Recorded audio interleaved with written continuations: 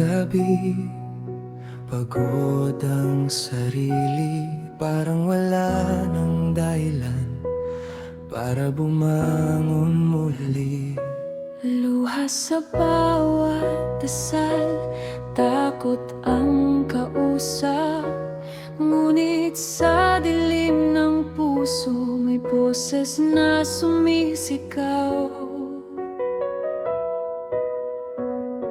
Minsan gusto ko nang sumuko, bitawan ng lahat ng ito. Sa bigat ng mundo, ako'y unti-unting nilalamon. Ngunit nang mabasa ko ang iyong salita, parang may ilaw na nakita. Sa gitna ng unos may pag-asang buhay pa.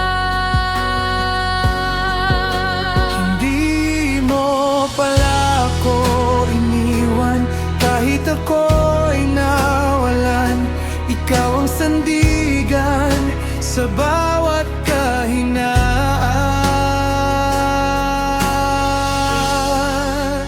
Kapit lang sa salita mo, doon ako muling tumayo. Nung akala ko'y tapos na, ikaw palang simula. Sa bawat luha at sugat ko, pag-ibig mo ang nagtayo. Buti na lang, o Diyos ko, nariyan ka sa buhay ko. Marami mang nagsabing wala na, na hindi ko kaya. Ikaw naman ang bumulong, anak, hindi kita pababayaan. Sa bawat pahina ng banal mong salita, unti-unting gumagaan ang pasan kong dinadala.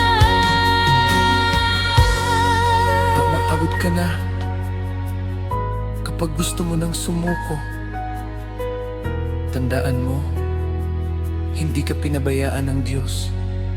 Kapit lang sa salita mo, doon ako muling nabuo. Nung akala ko'y mag-isa, ikaw pala'y laging kasama. Hindi man madali ang laban, may pag-asang hahawakan. Buti na lang, Panginoon, salita mo ang aking sandigan. Kung gusto mo nang sumuko, makinig ka sa Kanya. Dahil minsan, isang salita lang ng Diyos, kaya nang bumuhay ng pag-asa.